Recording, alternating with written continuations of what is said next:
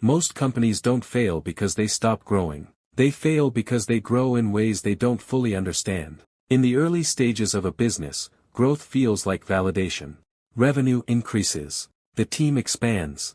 Press mentions appear. Investors call back. Every signal says the same thing: this is working. And that is precisely when the risk begins. Because growth has a way of hiding problems rather than solving them. It amplifies weak systems, magnifies bad assumptions, and accelerates decisions that were never designed to scale. The irony is simple but uncomfortable. The smarter the founder, the harder it becomes to recognize when growth itself is becoming dangerous. Not because they lack intelligence, but because intelligence often creates confidence, and confidence quietly reduces caution. This is the story of how growth, when misunderstood, turns from advantage into liability. Early growth is deceptive because it feels clean. A startup launches a product. Early adopters respond. Revenue rises. Metrics move upward. At this stage, growth is usually driven by a narrow set of factors. A small customer group, a limited feature set, and a founding team making fast decisions. The system works because it's simple, but founders often misread this simplicity as scalability. They assume that what worked at 10 customers will work at 1,000. That what worked with 5 employees will work with 50. That what worked with intuition will work with structure. Growth becomes proof, not a hypothesis. And once growth is treated as proof, questioning it feels unnecessary. Sometimes it even feels irresponsible. Why slow down something that's clearly working? That question alone has ended more companies than competition ever did. As growth accelerates, speed becomes the priority. Hiring speeds up. Product development speeds up. Decision-making speeds up. What doesn't speed up is clarity. Roles blur. Processes form informally. Knowledge stays inside people's heads instead of systems. At small scale, this works. At larger scale, it creates fragility. Founders often sense this, but dismiss it. They tell themselves structure will come later. Process can wait. Documentation can wait. Governance can wait. Because growth feels urgent. And urgency has a way of making foundational work feel optional. But foundations don't fail loudly at first. They bend quietly. This is where psychology enters the picture. Growth reinforces a specific cognitive bias, confirmation bias. Every positive metric confirms the belief that current decisions are correct. Negative signals are reframed as temporary noise. Customer complaints are edge cases. Operational issues are growing pains. Cash flow stress is blamed on expansion, not inefficiency. Smart founders are especially vulnerable here, because they can rationalize almost anything. They don't ignore problems. They explain them away. And explanations feel like solutions. One of the earliest growth risks appears in hiring. As demand increases, founders hire quickly to keep up. New roles are created before responsibilities are clearly defined. Management layers form without management systems. The company grows in headcount faster than it grows in coordination. Meetings increase. Decisions slow down. Accountability becomes unclear. And yet, revenue is still growing, so the cost of inefficiency stays hidden. Until it doesn't.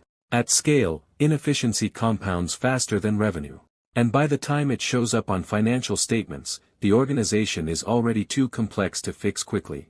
Growth often looks healthy on revenue charts while quietly destroying cash flow. More customers require more support. More employees require more overhead. More infrastructure requires more capital. Margins shrink, even as top-line numbers rise. Founders who once monitored every dollar now rely on forecasts. Forecasts rely on assumptions. Assumptions rely on stability. But growth environments are rarely stable. A single delay, a single churn spike, or a single miscalculation can expose how thin the margin for error has become. Growth doesn't eliminate risk. It redistributes it, often toward areas founders aren't watching closely. As companies grow, they adopt metrics to manage complexity. This is necessary, but metrics can also mislead. Founders begin optimizing for what is measurable rather than what is meaningful. Short-term growth metrics replace long-term value indicators. User acquisition is prioritized over retention. Expansion is prioritized over product quality. Speed is prioritized over sustainability. The dashboard looks impressive. The business underneath becomes brittle. Growth numbers rise. Customer trust erodes quietly. And trust, once lost at scale, is almost impossible to rebuild. Culture scales slower than operations. Early culture is transmitted through proximity, shared stress, shared wins, shared context. As teams grow, culture must be designed intentionally. When it isn't, it fragments. Different teams interpret priorities differently. Values become slogans rather than behaviors. Decision-making becomes inconsistent. Founders often notice this too late, when alignment problems start showing up as performance issues. At that point, culture isn't just diluted, it's replaced. There is a moment in many companies when growth stops feeling exciting and starts feeling heavy. Meetings are longer. Decisions require approval. Problems take longer to solve. But stepping off the growth accelerator feels dangerous. Investors expect momentum. Employees expect expansion. The market expects dominance. So founders push forward, even when intuition says something is off. Growth becomes a commitment rather than a choice. And commitments, once public, are hard to reverse. The most damaging thing about unchecked growth isn't collapse. It's rigidity. When systems are overextended, flexibility disappears. When costs are fixed, experimentation becomes expensive. When teams are stretched, learning slows down. The company becomes large but fragile, impressive but constrained. At this stage, even smart decisions take longer to implement, and mistakes cost more. Growth hasn't failed the company. The inability to question growth has. Companies that survive growth don't chase it blindly. They separate momentum from health. They pause intentionally,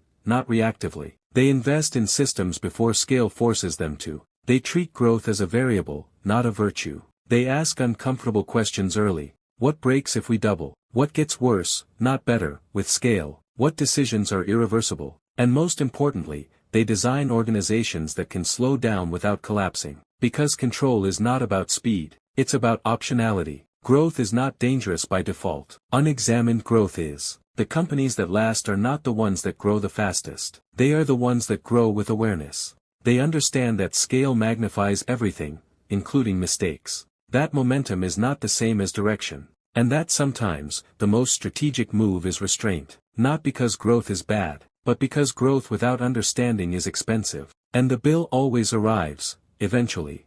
Every founder wants growth. Very few prepare for what growth demands in return. The difference between companies that collapse and companies that endure is not ambition.